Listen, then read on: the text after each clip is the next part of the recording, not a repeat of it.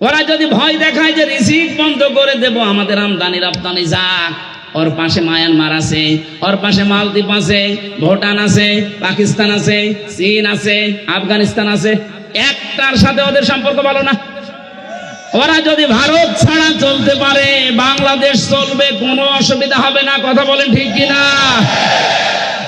আমরা আপনার মতো মুশরিক না, আমাদের ভেতরে আর কিছু না থাক, ঈমান আছে। আরো জোরে আহ্বান জানাবো, যারা দায়িত্বে আছে খুব দ্রুত তাড়াতাড়ি ব্যবসা বাণিজ্য যা আছে সব কাট করে দেন। এগুলো সব পাকিস্তানের সাথে, তুরস্কের সাথে, চীনের সাথে আরম্ভ করেন, এমনিতেই ভয়ে ওরা মরে যাবে। কারণ আমি তো ওই 17, 18, 19, 20, 4 বছর ওখানে প্রায় 1.5 মাস 2 মাস করে থাকতাম, ওদের আচরণ দেখেছি। কোরআনের ওই আয়াতের সাথে সূরা বাকারার 100 ভাগ ওদের মিল আছে। ওরা সব চাইতে বেশি ভয় পায় মরণকে। বাংলাদেশের ঐতিহ্যবাহী জেলা যশোর, মনিরামপুর থানার অন্তর্গত রহিতা, কদলাপাড়া, কাশবন কফি হাউসের পাশে মসজিদ কমিটি ও যুব সমাজের উদ্যোগে 2 দিন ব্যাপী ঐতিহাসিক তাফসিরুল কোরআন মাহফিলের সমাপনী রজনীর স্বনামধন্য সভাপতি, বিশিষ্ট শিক্ষাবিদ, আপনাদের এলাকার সন্তান, যশোর মুক্তিযোদ্ধা ডিগ্রি কলেজের সম্মানিত অধ্যাপক প্রফেসর মোহাম্মদ জাহাঙ্গীর হোসেন, আতালাল্লাহু উমরাহু ওয়া বারাকাল্লাহু ফি হায়াতি, বলেন আমিন। তার মা দুনিয়া থেকে বিদায় নিয়েছেন। আল্লাহ রাব্বুল আলামিন তার এই সন্তানের কারণে যেন কবরটা জান্নাতুল ফেরদাউস বানিয়ে দেন। এতক্ষণ যারা আলোচনা রাখলেন, মাওলানা হোসাইন মাহফুজ চুয়াডাঙ্গা, আলোচনা রেখেছেন যশোরের কৃতি সন্তান, বিশিষ্ট ইসলামিক চিন্তাবিদ, বিশিষ্ট আইনজীবী, রাজনীতিবিদ, শ্রদ্ধাভাজন ব্যক্তিত্ব বড় ভাই জনাব অ্যাডভোকেট গাজী এনামুল হক, আতালাল্লাহু উমরাহু ওয়া বারাকাল্লাহু ফি হায়াতি, বলেন আমিন। মঞ্চে বসা আছেন বিভিন্ন রাজনৈতিক দলের নেতৃবৃন্দ, মঞ্চে বসা বড় ভাই জনাব অ্যাডভোকেট তাজউদ্দিন, যশোরের সন্তান, দামাত বারকাতুহুমুল আলিয়া। গতকাল যারা এখানে কথা বলেছিলেন, মাওলানা শাইখুল ইসলাম শাইখ রংপুর, ওবায়দুল্লাহ তারেক ভাই, অ্যাডভোকেট রকনুজ্জামান রকন সহ অন্যান্য সম্মানিত ব্যক্তিবর্গ। আমি অনেকের নাম জানি না, এই জন্যে মন খারাপ করবেন না, দোয়া করছি সবার জন্য। ওয়ারাফা'না লাকা যিকরাক। দুনিয়াতে আল্লাহ রাব্বুল আলামিন তাদের সম্মান মর্যাদা নবীর উম্মত যেভাবে পায় ওইভাবে যেন বাড়িয়ে দেয়। মানুষের সম্মান আর মর্যাদা যে কোথায়, এটা অনেকে এখনো জানে না। আল্লাহ পাক বলেন, ইয়ারফা'িল্লাহুল্লাযীনা আমানু মিনকুম ওয়াল্লাযীনা উতুল ইলমা দারাজাত। সূরা মুজাদালার 11 নম্বর আয়াতের মাঝের অংশে আল্লাহ জানিয়েছেন, ইয়ারফা, এটা মজারে, বর্তমান, ভবিষ্যৎ, প্রেজেন্ট, ফিউচার। দিন যত যাবে, এ পৃথিবীতে যারা তোমাদের ভেতরে ঈমান এনেছে, ঈমান পেয়েছে, এ কথা আল্লাহ এখানে বলেন নাই। আমরা কিন্তু এই আয়াতের ভেতরে অনেকেই নেই, কারণ আমরা ঈমান আনি না, ঈমান আমরা পেয়েছি। কে কথা বলে না কেন? আমার বাবা, দাদা, পরদাদা এরা মুসলমান ছিল, এই জন্য সেই হিসাবে আমিও মুসলমান। আর সাহাবায়ে কেরাম তারা ঈমান পায়নি, তারা ঈমান এনেছিল। এই মোবাইল বন্ধ করে। একটা যুবক ছেলে গায়ের শাল চাদর দিয়ে বুট জুতা মুছতেছে।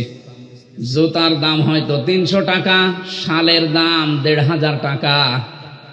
লোকজন জিজ্ঞাসা করছে, কি গো, জুতার দাম যা, এরকম 5 জোড়া জুতা বিক্রি করলে শাল হবে না? এত দামি শাল দিয়ে জুতা মুছতেছো, কারণ কি?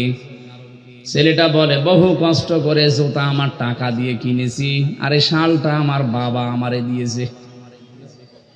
বাবা এত টাকা দিয়ে শাল দিয়েছে, শালের কোনো মূল্য নেই, ওটা দিয়ে জুতা মুছতেছে। নিজে কষ্ট করে জুতা কিনেছিল, এই জন্য জুতার দাম ওর কাছে বেশি। সাহাবায়ে কেরাম যেহেতু তারা কষ্ট করে ঈমান এনেছিল, এই জন্য তাদের কাছে ঈমান জীবনের চাইতেও দামি। খুব ভালো করে শুনবেন, কোন মানুষের কাছে যদি সত্যি ঈমান দামি হয়ে যায়, তার ঈমানটাকে ঠিক রাখার জন্য সে সবচাইতে বেশি সতর্ক থাকবে শিরিক থেকে। কোরআনে কারীম জানাচ্ছে, ওয়ালাকাদ উহিয়া ইলাইকা ওয়া ইলাল্লাযীনা মিন ক্বাবলিকা লাইন আশরাকতা লা ইয়াহবাতান্না আমালুকা ওয়া লা তাকুনান্না মিনাল খাসিরিন। সূরা জুমারের 65 নম্বর আয়াত, 24 নম্বর পারার 4 নম্বর পৃষ্ঠার 12 নম্বর লাইনে আছে। এটা তাফসিরে ফি জিলালিল কোরআন থেকে বলছি। আল্লাহ পাক বলেন, হে নবী, আপনাকে এবং আপনার পূর্বে যত নবী আমি পাঠিয়েছিলাম, প্রতিটি নবীকে আমি এই ওহী নাজিল করে জানিয়েছি। এটা গুরুত্বপূর্ণ বিষয় বলছি, সব সময় কথা বলা ঠিক না। কথা বলেন, একটু পরে বলেন। এখন আসল বিষয়টা আমি ডেলিভারি দিচ্ছি। আমরা যে ঈমান এনেছি না ঈমান পেয়েছি, আমরা তো ঈমান পেয়েছি। যারা ঈমান এনেছিল তাদেরকে একটু শোনেন। ছাতা মাথা সব খুলে রাখি, দাঁড়া। আরে না, গরম লেগে যাচ্ছে।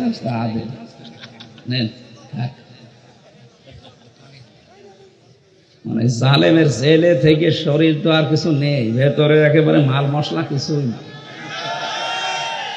পোশাক আশাক তো খোলা যাচ্ছে না, খুললে মনে হবে চেঙ্গিস খান। এই কারণে এগুলো পরে একটু মোটা মোটা হয়ে থাকে, কিন্তু এই যে গরম লাগছে। ওদিকে আবার মা বোনেরা ভিডিও দেখছে তো সমস্যায় আছে।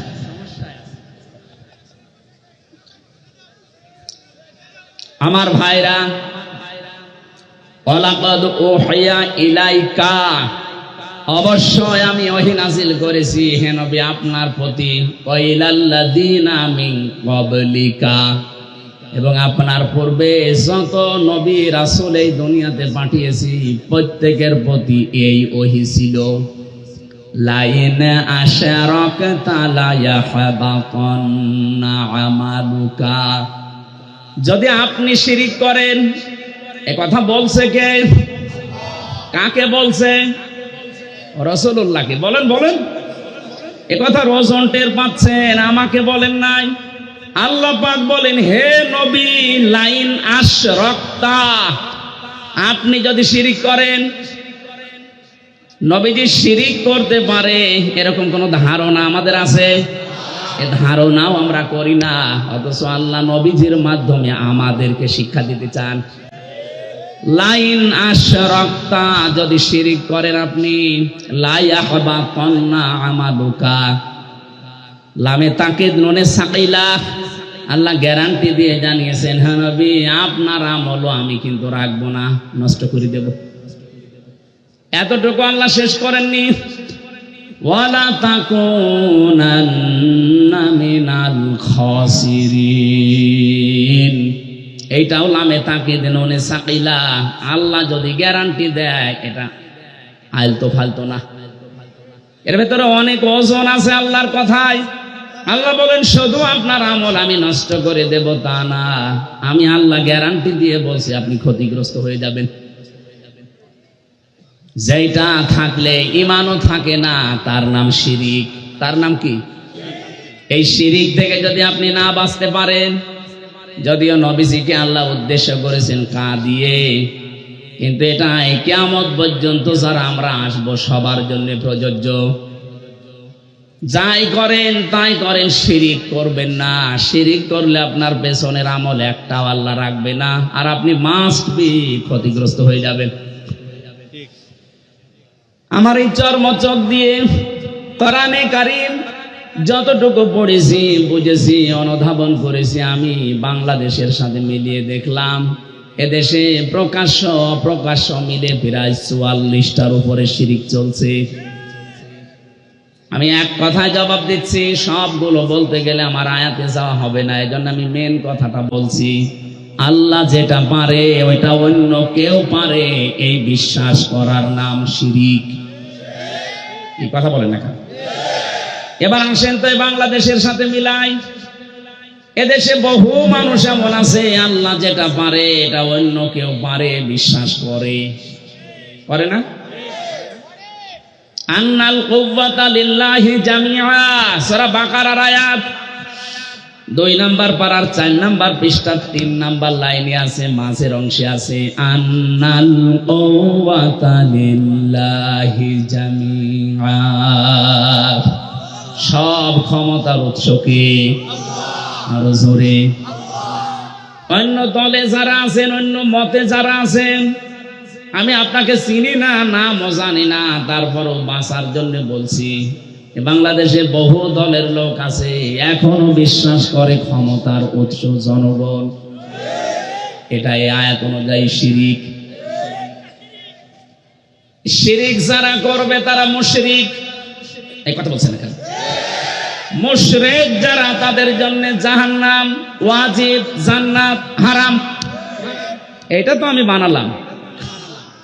ইন্নাহু মাইয়ুশরিক বিল্লাহি ফাকাদ হারামাল্লাহু আলাইহিল জান্নাহ ওয়া মাআওয়াহুন নার ওয়া মা লিয-যালিমিনা মিন আনসার।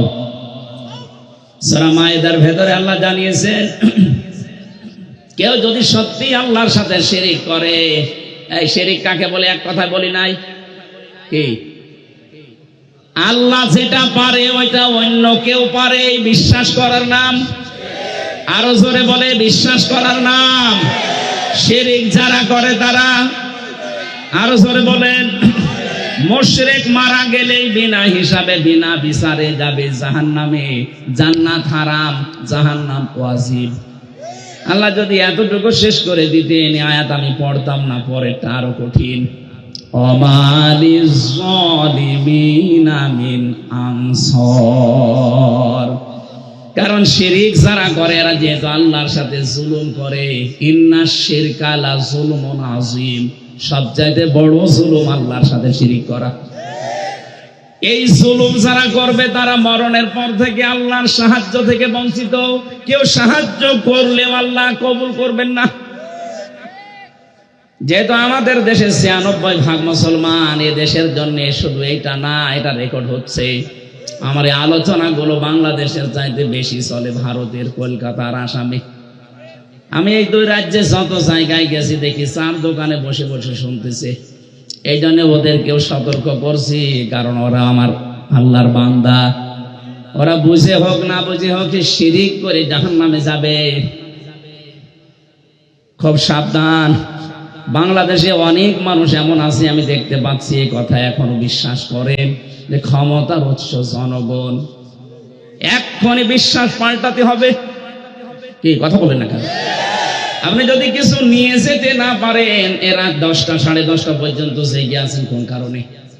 আপনি কি রূপ দেখাতে এসেছেন যে আমার মতো চেহারার কারণে যে দেখে যান? আপনার চাইতে বহু সুন্দরী মানুষ এখনো পর্যন্ত কবরে পড়ে আছে। এরা চেহারা দেখার জন্য আমার আপনার কেউ আসে না, এসেছে কিছু নেওয়ার জন্য। আরে বিশাল আয়োজনে লক্ষ লক্ষ টাকা খরচ, 5টা মানুষ যদি শিরিক থেকে বাঁচতেই না পারে, ছাতা দিয়ে লাভ কি? কথা বলে না কেন? আমি সহ যাদের এই বিশ্বাস এখনো আছে যে না ক্ষমতায় জনগণ দিতে পারে, এটা এখনই পাল্টাতে হবে। এইটাই বাংলাদেশ জামাতি ইসলামী মানত না, এজন্য তাদের নিবন্ধন পর্যন্ত বাতিল করে দিয়েছিল জালেমরা। তারা বলেছিল না ক্ষমতার উৎস আল্লাহ। কুলিল্লাহুম্মা মালিকাল মুলকি তুতিল মুলকা মান তাশা। ক্ষমতার মালিক কে? আল্লাহ। জোরে বলেন। আমি একটা মাত্র টাচ দিলাম, এরকম 44টা আমার এই ছোট নজরে দেখতে পাচ্ছি এই বাংলাদেশে। সুতরাং যাদের এই বিশ্বাসে আছেন, আপনি নামাজ পড়তে পারেন, রোজা রাখতে পারেন, মুসলমান দাবি করতে পারেন, কিন্তু আপনি মুশরিক। প্রশ্ন আসতে পারে, নামাজ পড়ে আবার মুশরিক হয়, রোজা রেখে হজ করে কাবা শরীফ ঘুরে আসলাম, তারপরও আমি মুশরিক। আরে ভাই, আপনি শুধু কাবা ঘর ঘুরে এসেছেন, আর আবু জেহেল ছিল কাবার সভাপতি, কাবা ঘরের সভাপতি ছিল, ও কি মুশরিক? ও কি? আপনি যদি বলেন ওকে আমার মতো আল্লাহ একজন আসে বিশ্বাস করতো মানে কোরআনে কারীম জানিয়েছে, ওয়ালা ইনসালতাহুম মান খালাকাস সামাওয়াতি ওয়াল আরদা লা ইয়াকুলুনাল্লাহ। আল্লাহ পাক বলেন, হে নবী, আবু জেহেলকে যদি জিজ্ঞাসা করেন আকাশ আর জমিন কে বানিয়েছে, লা ইয়াকুলুনাল্লাহ, এখানে যারা গ্রামার বোঝে, লামে তাকিদ নুনে সাকিলা, আবু জেহেল গ্যারান্টি দিয়ে বলতো আল্লাহ বানিয়েছে। তাহলে আল্লাহ একজন আছে, ও বিশ্বাস করতো না? বলেন বলেন। আমি ওই বিশ্বাস করি, ও ওই বিশ্বাস করে, ও বিশ্বাস করার পরেও যদি মুশরিক হয়, আর আমি ওই বিশ্বাস করে ইমানদার থাকি, কোন কায়দায়? পার্থক্য তো এতটুকুই যে ক্ষমতায় দিতে পারে যে দেবদেবীরা আছে এরাও, আর এখন আর দেবদেবী আমরা বিশ্বাস করি না, করি মানুষ দিতে পারে, কথা একই। শয়তান এটা উল্টিয়ে দিয়েছে আমাদের সামনে, কারণ শয়তান ভালো করে জানে ৯৬% মুসলমান এই বাংলাদেশে, এদের কাছে যদি একটা মূর্তি খাড়া করে দিয়ে বলি এটা পূজা করো, জীবনও করবে না। এটা যেন না করে অন্য কায়দা এটা করা যায়, সেই বিশ্বাসটাই আমাদের ঢুকিয়েছে। এই জন্য আমি সহ যারা এই বিশ্বাসে আছি, বিশ্বাস পাল্টাবেন কিনা বলেন? যদি না পাল্টাতে চান, আমি ওয়াজ করব না, বেকার। আমি সেই কুষ্টিয়া থেকে আসলাম, এদেশে বহু মানুষ আমি জানি এখানেও বসে আছেন যারা এখনো বিশ্বাস করেন ক্ষমতায় দিতে পারে জনগণ। না, এ বিশ্বাস যারা করেন এক্ষুনি বিশ্বাস ভেঙে চোরমার করে ফেলেন। মজবুত বিশ্বাস আজকে নিয়ে যাওয়া লাগবে দুনিয়া একদিকে যাক। আমি এইটা বিশ্বাস করি ক্ষমতায় দিতে পারে কে, এ বিশ্বাস আমরা করি না। হালকা পাতলা যাদের একটু এদিক ওদিক ছিল যেন ঠিক হয়ে যান, নয়তো আপনি মারা গেলে কবরে দেব, জানাজা দেব, সব বেকার হবে। কি আমি যে কথা বলতে চাচ্ছিলাম এতক্ষণ পর্যন্ত, ঈমান অন্তত যারা আমরা এনে ফেলেছি, আমাদের ঈমান যেন নষ্ট হয়ে না যায়। ঈমান নষ্ট হয় প্রথম কারণ কি? শিরিক। বলেন বলেন, আরো জোরে বলেন। এবার আমি আর একবার বলছি, শেষ বলা, আল্লাহ যেটা পারে ওইটা অন্য কেউ পারে, এই বিশ্বাস করার নাম শিরিক। যারা করে তারা, একটা বললাম এই বিশ্বাস নিয়ে বহু মহিলা বসে আছে প্যান্ডেলে, ওরা এখনো পর্যন্ত বিশ্বাস করে সন্তান দিতে পারে কোন পীর সাহেব বাবা। করে না? আপনারাও এখনই পাল্টাবেন। কিয়ামত পর্যন্ত যদি আপনি হায়াত পান, সন্তান না হয়, মনে করবেন আল্লাহ দিচ্ছে না, কারণ এটা দেওয়ার একচ্ছত্র মালিকানা আল্লাহর। লিল্লাহি মুলকুস সামাওয়াতি ওয়াল আরদ ইয়াখলুকু মা ইয়াশা ইয়াহাবু লিমান ইয়াশাউ ইনাসা ওয়া ইয়াহাবু লিমান ইয়াশাউ যুকুর। সূরা সূরার 49 নম্বরে আয়াত অনুযায়ী প্রমাণ হয় আসমান জমিনের মুলকিয়াতের মালিক, রাজত্বের মালিক আল্লাহ। যাকে ইচ্ছা তাকে সন্তান দান করে, মেয়ে দেয়, ছেলে দেয়। যাকে ইচ্ছা আল্লাহ কিছু দেয় না, বন্ধা করে রাখে। সব কিছু ক্ষমতার মালিককে। সুতরাং কোন মহিলা যেন কোন সন্তানের জন্য কোন দরগায়, কোন দুর্গায়, কোন মাজারে পীর সাহেব জিন্দা হোক আর মরা হোক, জীবনও আর যাবেন না। ছেলে মেয়ে না হয় না হোক, আপনি শিরিক করতে পারেন না। কথা বলেন না কেন? এই যে 44টা বলছিলাম, এটা 2 নাম্বার গেল। 3 নাম্বারটা বলছি, আমি সবগুলো না বললেও অন্তত টাচ দেই। কোরআনে কারিমে সূরা আরাফ 154 নাম্বার আয়াত শেষের দিকে আছে, আল্লাহ পাক বলেন আলা লাহুল খালকু ওয়াল আমর তাবারাকাল্লাহু রাব্বুল আলামিন।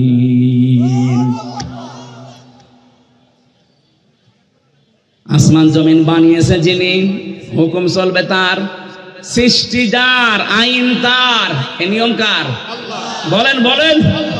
যেহেতু আমরা বিশ্বাস করি এই পৃথিবী বানিয়েছেন আল্লাহ, তাহলে এই বিশ্বাসও করা লাগবে এখানে আইন চলবে।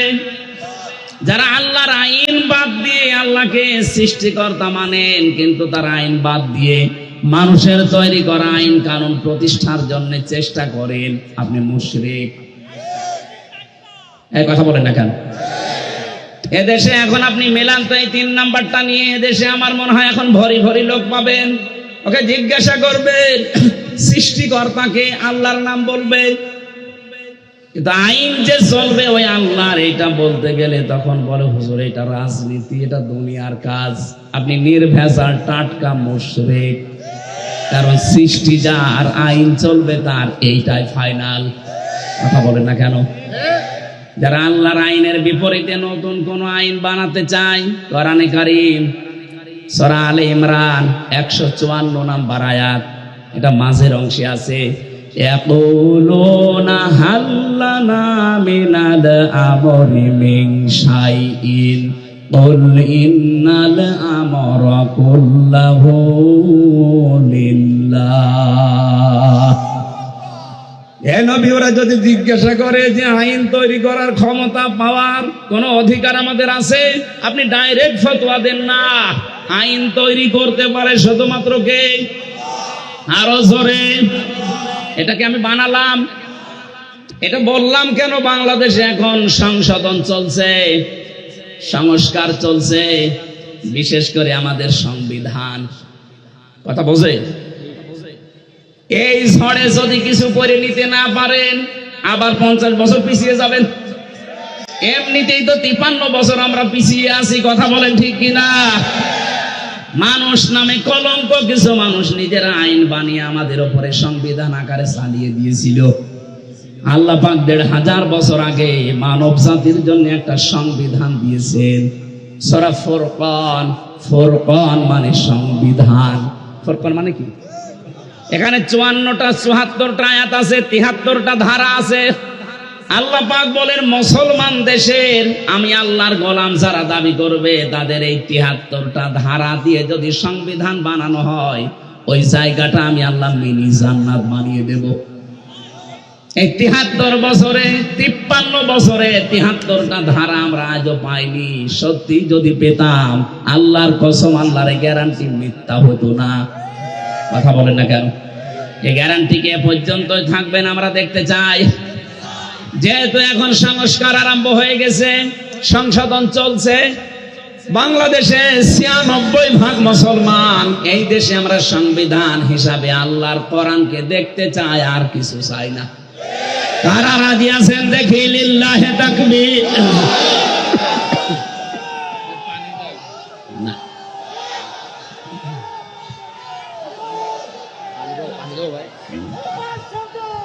ঠিক ভাই, কথা বুঝলেই হবে, তাকবীর না দিলেও সমস্যা নেই, কথা বুঝলে হবে। বসে আমার একটা একটা করে সবগুলো বলা সময় নেই, আমি তাড়াতাড়ি তাফসিরে প্রবেশ করছি। যেটা বললাম খুব গুরুত্বপূর্ণ বিষয়, আমাদের ঈমান থাকা না থাকার বিষয়। এজন্য মানুষের মর্যাদা দিনের পর দিন আল্লাহ বাড়াবে তাদের। এই পৃথিবীতে যেই মানুষগুলো ঈমান আনবে, ঈমান পাবে না। আমরা ঈমান পেয়েছি না ঈমান এনেছি? আমরা ঈমান আনতে চাই। এই এটার হাত ধরে বসিয়ে দিন। মাথার 2-3টা তার কেটে দিয়েছে।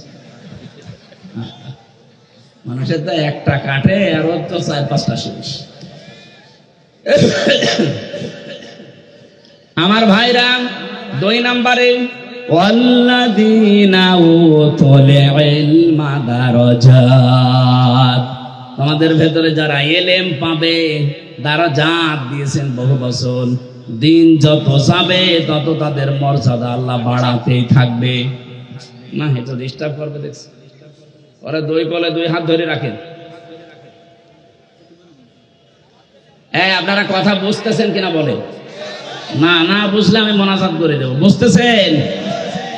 কোন জায়গায় যে আমাদের সম্মান আমরা আজ পর্যন্ত এইটাই জানি না। মনে করি জোর করলে সম্মান পাওয়া যায়, জোর করলে যে আরো ঘৃণিত হওয়া লাগে। প্রমাণ দেখলেন না?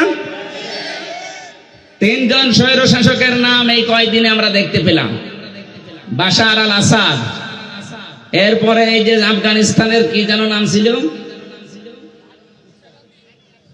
আশরাফ ঘানি, আর আমাদের এটার নাম তো আমি মুখে নিয়ে আসতে চাই না, ও সাথে আমার দরকার নেই।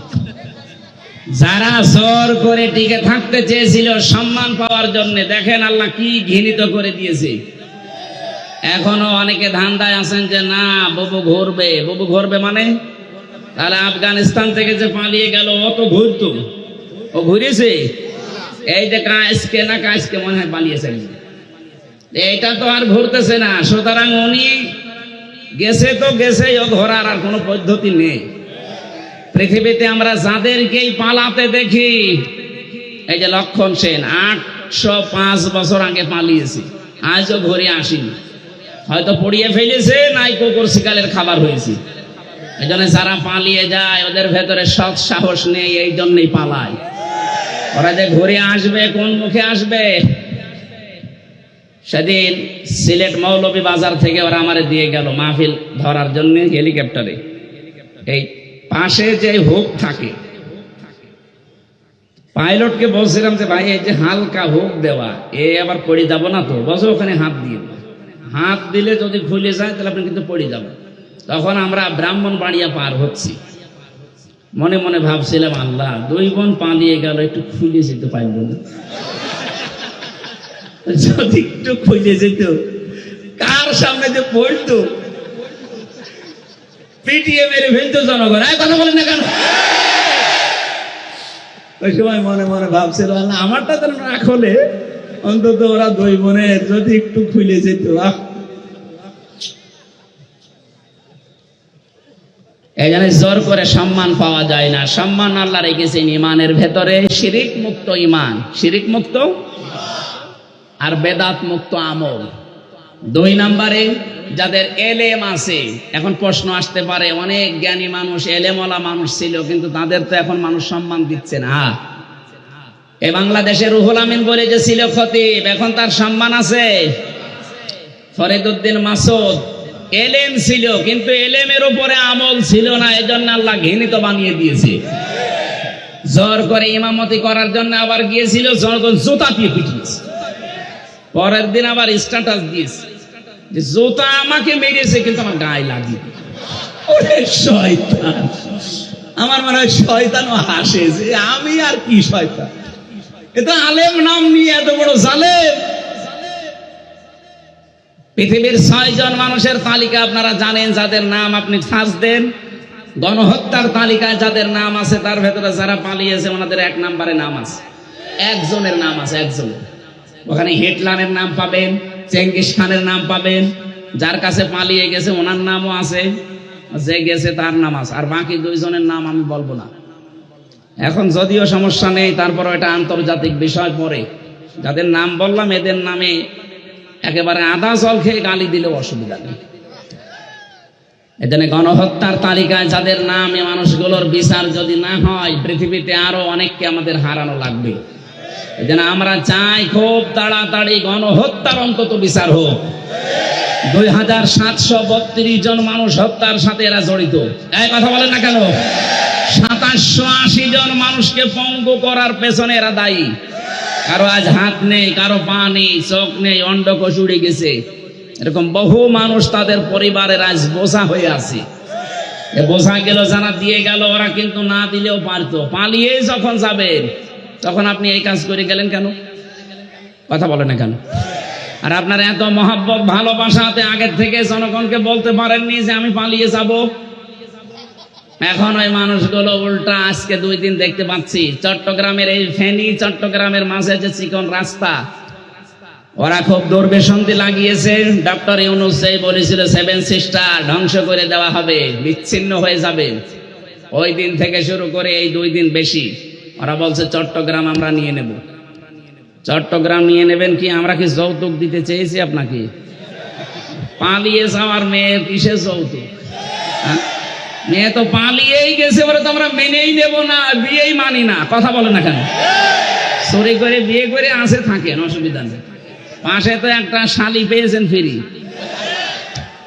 আমরা চাই অন্তত বউ আর শালি দুইজন মিলে যদি আপনি একটু পকেট মকেট মারে, তারপরেও তো আমরা একটু ঋণ মুক্ত হতাম। বহু ঋণ হয়ে গেছে, এখন 1,20,000 টাকা এক একটা মানুষের মাথার উপরে ঋণ। ঋণটাও দিয়ে গেলেন আপনি, না দিলেও পারতেন। এই জন্য আমরা চাচ্ছি জামাই হলে মানি না, কারণ আমাদের তো জামাই হওয়ার জন্য মুসলমান হওয়া শর্ত। আর ওনার তো ফুল হাতা না হাফ হাতা? ফুল হাতা, মুসলমানই দেয়নি। এই যে ময়কার দয়হর্ষি এই লোকটা মুসলমানই দেওয়া আছে? মুসলমানই না দিলে কি ফুল হাতা না হাফ হাতা? ফুল হাতা। আমি জেলে যাওয়ার পরে যে কারারক্ষে জেলার ছিল, ও লোক যখনই ঢুকতো দেবদুলাল ও যে ফুল হাতা আসতেছে, তার মানে আমি বুঝলাম যে লোকটার মনে হয় কাটা নেই। ওনারই যেহেতু আত্মীয় স্বজন বংশধর, ওই নামে তো মিলে যাচ্ছে দেবদুলাল, নাম শুনে বোঝা যাচ্ছে না যে কি হবে। ওনারও যেহেতু ফুল হাতা, আর ফুল হাতা যারা একটু কৃপণ হয়, এই জন্য জামাই যাই হোক মানি না, তারপরও মেনে নেওয়া লাগছে। মেয়ে যখন পালিয়ে গেছে, তো এত কৃপণ হলে তো সম্ভব না। দুইজন মিলে দুই পকেট মারবে, এতে যা হয় হবে। টাকা দরকার আমাদের, কথা বলেন না কেন? এদেশ থেকে যারা বাইরের দেশে যায় দেখেন, তারা রেমিটেন্স যোদ্ধা টাকা পাঠায় প্রতি মাসে মাসে, আর 3 মাস 6-7 দিন হয়ে গেল একটা টাকাও পাঠায়। কি করছেন আপনারা? না, 7 সিস্টার কিন্তু থাকবে না যদি চট্টগ্রাম নিয়ে বেশি আমতা ঝামতা করে।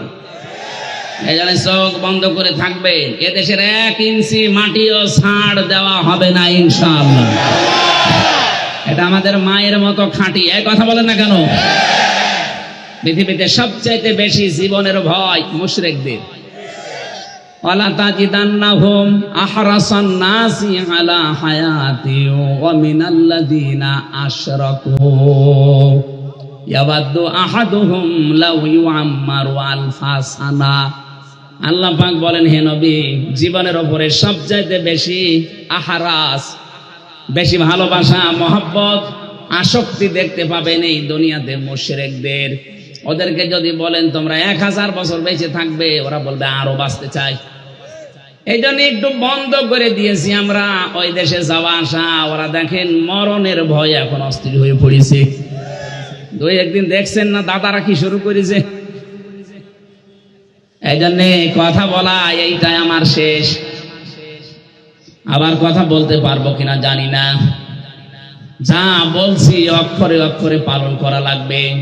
দুনিয়াতে যদি আপনি জ্ঞান অনুযায়ী সত্যি আমল করতে না পারেন, হয়তো সামনাসামনি দেখে আপনাকে অনেকে সম্মান করতে পারে। দিন যত যাবে আপনার সম্মান আল্লাহ একেবারে তলানিতে পৌঁছিয়ে দেবে। আল্লামা দেলাওয়ার হোসাইন সাইদি রহমতুল্লাহ আলাইহি শহীদ, এই লোকটা দুনিয়া থেকে বিদায় নিয়েছে ঠিক। দিন যত যাচ্ছে তার জন্য দোয়া বাড়তেছে। কথা বলেন না কেন?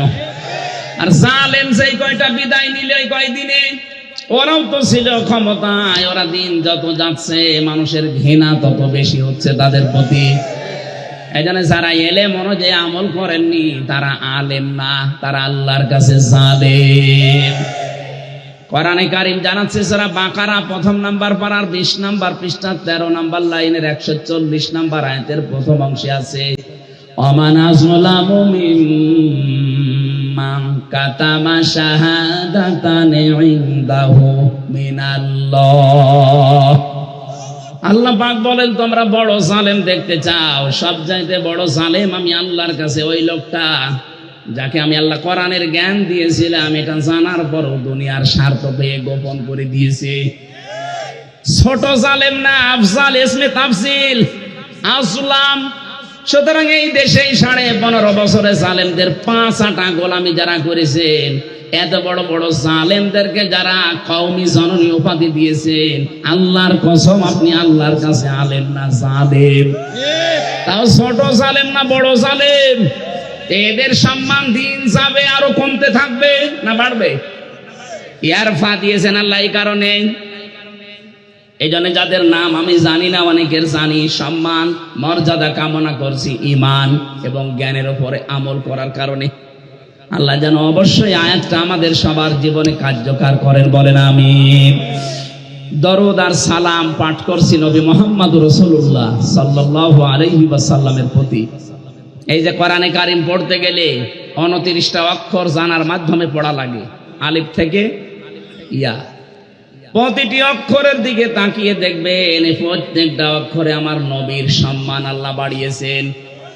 আলিফ দিয়ে তিনি জানিয়েছেন আহমদ প্রশংসিত, বা দিয়ে তিনি জানিয়েছেন বাশির সুসংবাদদাতা, তা দিয়ে তিনি জানিয়েছেন মুত্তাকি আত্মসংযমকারী, সা দিয়ে তিনি জানিয়েছেন মুদ্দাসির কম্বলওয়ালা, জিম দিয়ে তিনি জানিয়েছেন জামিল সুন্দর, হা দিয়ে তিনি জানিয়েছেন হামিম অন্তরঙ্গ বন্ধু, খ দিয়ে তিনি জানিয়েছেন খাতামান নাবিয়্যিন শেষ নবী। একটা একটা করে শেষে আসবেন ইয়াসিন। আল্লাহ জানো সিন আর ইয়া দিয়ে তিনি একত্রিত করে আমার নবীর নামকে আরো বেশি উচ্চসিত করে দিয়েছেন।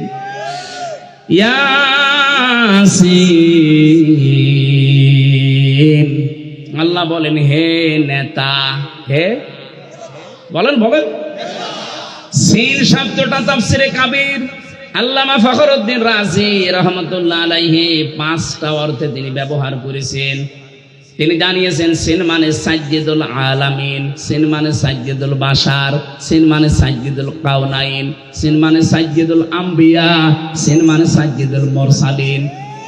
এক একটা শব্দের ভেতরে তাফসিরে এত কথা তিনি লিখেছেন, আমি যদি 5টা শব্দেরও ব্যাখ্যা করতাম তবে 1-2 ঘন্টা সময় লাগবে, এত কথা আছে। আমি শুধু ইঙ্গিত দিয়ার জন্য বললাম, প্রতিটি অক্ষর দিয়ে আমার নবীর সম্মান আল্লাহ আরো বাড়িয়ে দিয়েছেন। সুতরাং সাজ্জিদুল আলামিন, সাজ্জিদুল বাশার, সাজ্জিদুল কাউনাইন, সাজ্জিদুল আম্বিয়া, সাজ্জিদুল মুরসালিন। এ পৃথিবীতে শুধু আমাদের জন্য না, নবীরাও আমার নবীকে নেতা মানত, রাসূলরাও আমার নবীকে নেতা মানত। মেরাজে যাওয়ার সময় তিনি যে মসজিদে নামাজ আদায় করিয়েছিলেন বাইতুল মামুরে, লক্ষ কোটি ফেরেশতারা সেখানে নামাজ আদায় করেছে। সবাই কাতারবদ্ধ হয়ে দাঁড়িয়েছে। ফেরেশতা জিবরাইল এসে বলে, হে নবী, ইমামতি করার জায়গাটা দেখেন ফাঁকা, কেউ দাঁড়ায়নি। আজকের এই ময়দানে আপনি ছাড়া ইমাম হওয়ার যোগ্যতা, নেতা হওয়ার যোগ্যতা এখানে আর কারো নেই। আপনি যান সামনে। নবী যে 2 রাকাত নামাজ আদায় করালেন, জিজ্ঞাসা করলেন জানেন পেছনে কারা? বললেন না। আপনার পেছনে আজকে যারা 2 রাকাত নামাজ পড়েছে প্রত্যেকটা নবী, রাসূল এবং আল্লাহর ফেরেশতারা এখানে নামাজ পড়েছে। হে নবী, আজকে থেকে আপনাকে আল্লাহ ঘোষণা দিয়েছে, আপনি শুধু সাজ্জিদুল বাশার না, মানুষের নেতা না, সাজ্জিদুল আলামিন না, তামাম পৃথিবী যত জগৎ আল্লাহ বানিয়েছেন জগতের নেতা না, আপনি হচ্ছেন নবীদেরও নেতা, রাসূলদেরও নেতা। নবী রাসূলরা যদি মেনে নিতে পারে তাকে, আপনি সলিমুদ্দি কলিমুদ্দি রাসূলকে নেতা মানেন না, কাকে মানেন? আপনার বিবেক কি মরে গেছে নাকি? খালি ইয়াসিন সূরা পড়লে 10 খতম কোরআন শরীফ পড়ার সওয়াব হয় না, এটা আগে মানা লাগে। অনেকেই মনে করে ইয়াসিন পড়লে 10 খতমের সওয়াব পাবেন, কিন্তু আপনার ইয়াসিন ঠিক রাখা লাগবে। আল্লাহর ঘোষণা দেওয়া নেতা পৃথিবীতে একজন, ইয়াসিন। হে নেতা, আপনি সেই নেতাকেই মানেন না, মানেন আপনি নেতার বিরুদ্ধে যারা, তাদেরকে। এই কথা বলে না কেন? আশা করছি আপনি বুঝে ফেলেছেন। এরপরেও যদি কেউ না বোঝার ভান করে থাকেন, এদিকে আসেন, ঝড়ি কোদাল দিয়ে বোঝাচ্ছে, আসেন। আমার মনে হয় কোরআন শরীফ বুখারী শরীফ দিয়ে আপনার হবে না, এখন বাকারি শরীফ লাগবে আপনার। এত ভেঙে ভেঙে বলার পরেও যদি কারো মনের ভেতরে দাগ না কাটে, ওর বিবেকে যদি কাজ না করে, আমার যা মনে হয় ওর বিবেকের উপরে কুকুরে পোশাক করেছে। অবশ্য ঠিক, যশোরের মানুষ এত পাগল না। তাহলে আজকে থেকে আপনি আল্লাহর ঘোষণা দেওয়া নেতা যিনি, তাকে মানা লাগবে না। কথা বলেন না কেন? ঠিক আছে, আমরা এবার তেলাওয়াতকৃত যে দুইটা আয়াতের অর্ধেক পড়েছিলাম। প্রথম পড়েছিলাম সূরা নজম 32 নম্বর আয়াতের প্রথম অংশটা, দ্বিতীয় পড়েছি আমি সূরা নাহালের 112 নম্বর আয়াতের 4 ভাগের 1 ভাগ। আপনারা যেটা বলবেন আমি সেই আয়াতের আলোচনা করব। বলেন হ্যাঁ, দুই নোটা করি, দুই নোটা তো সময় হবে না। ঠিক আছে, দুই নোটা আমার শরীর পারা লাগবে না। এই সামনে জানুয়ারি মাসের 3 তারিখ 4 তারিখ 2 দিন ব্যাপী আকিস গ্রুপ ওই যে খুলনায় যে মাহফিল দিত আকিস ফাউন্ডেশন, ওইটা দেবে না, ওইটা যশোরে দেবে। যশোরে দেবে যে পুলের হাটের যে হাসপাতাল আছে ওনাদের 8 দিন হাসপাতালের পেছনে এই বিশাল মাঠে আমারে 3 তারিখে দিয়েছে জানুয়ারির রাত 8টা থেকে 11টা পর্যন্ত। আর মিজানুর রহমান আজহারি ভাইকে দিয়েছে 4 তারিখে, ওনারও 8টা থেকে 10টা পর্যন্ত। আকিস গ্রুপ করবে আজকে দাওয়াত। ওনার আমারে দাওয়াতটা ছিল সেই কোথায় চট্টগ্রাম বিভাগে। আকিস সাহেবের এই বড় ছেলে ডাক্তার মহিউদ্দিন জোর করে বলছে এখানে নেওয়া লাগবে। যশোরবাসী, নড়াইল, যশোর, ঝিনাইদহ, সাতক্ষীরা, খুলনা, বাগেরহাট 4-5 জেলার মানুষকে আমরা হাজির করব। অন্তত 10 লাখ মানুষ হবে ইনশাআল্লাহ ওই দিন। আরে ভাই, আগামী বছর ডিসেম্বর 22-এ থাকবো। যে অবস্থা দেখছি কি হবে সামনে, দেখেন যুদ্ধ লেগে যায়। আমরা প্রথমটা শুরু করছি, যেহেতু প্রথমে সূরা নাহাল আছে 112 নম্বর আয়াত। খুব ভালো করে আমি বাংলাদেশের সাথে খাপের খাপ মিলাবো ইনশাআল্লাহ। জবান খুলে আগে পড়ে নেই, একটু নড়াচড়া ওঠা এগুলো কম করবেন। শুধু প্রসাব পায়খানা আর বিড়ি খাওয়া বাদ দিয়ে যেতে পারবেন না। বিড়ি খেতে পারেন, অনেকের নেশা আছে তো না খেলেও মরে যাবে। আপনি খেয়ে আবার চলে আসেন নাকি। আর আমি আকিস গ্রুপে আছি খতিব হিসাবে, ওদের বিড়ি জানে তো বিক্রি হয়, এই জন্য আমার আবার অ্যাডভার্টাইজ করা লাগবে না, আপনারা খেয়ে আবার চলে আসবেন। আমি চট্টগ্রাম আর সিলেটে বহু ইমাম সাহেবকে বিড়ি খেয়ে ফেলে দিয়ে নামাজে দাঁড়াতে দিয়েছি। তারা ইমাম সাহেব যদি বিড়ি খায়, মুসল্লি তো গাঁজা খাওয়ার কথা, অন্তত গাঁজা পর্যন্ত যাবেন না, বিড়ি না। না, এটাও ঠিক না। আমরা বলেছি আকিস সাহেবের যে ছেলেরা আছে কয়েকজনকে বলেছি স্যার এগুলো বাদ দিয়ে দিন। ওনারা বলছে আমরা ছেড়ে দেওয়ার ইচ্ছে আছে, আমার বাবা যাই করেছে আমরা খাবার বানাবো। ওনাদের 65টার উপরে প্রোডাক্ট তৈরি হচ্ছে এখন বাংলাদেশে। আমি মনে হয় বিড়িটা ছেড়ে দিলে ওনাদের যে এখন অর্থ সম্পদ আল্লাহ দিয়েছে, 14 বংশ বসে খাবে, টাকা ফোরাবে না। সুতরাং এই হারাম কাজ যেটা, এটা ছেড়ে দেওয়া ভালো। কথাও দিয়েছে আস্তে আস্তে ছেড়ে দেবে, একবারে তো সম্ভব না। 12,000 কোটি, 14,000 কোটি, 20,000 কোটি, এত টাকা একবারে ছেড়ে দেওয়া, এই জন্য ছেড়ে দিলেই ভালো ইনশাল্লাহ। সামনে এই আপনি বিড়ি খেতে যাচ্ছেন নাকি? হ্যাঁ নেন, আমরা একটু তেলাওয়াত করি, শয়তান আশপাশে থাকলে যেন পালাই। বলেন আউযু বিল্লাহি মিনাশ শাইতানির রাজীম, বিসমিল্লাহির রহমানির রহিম।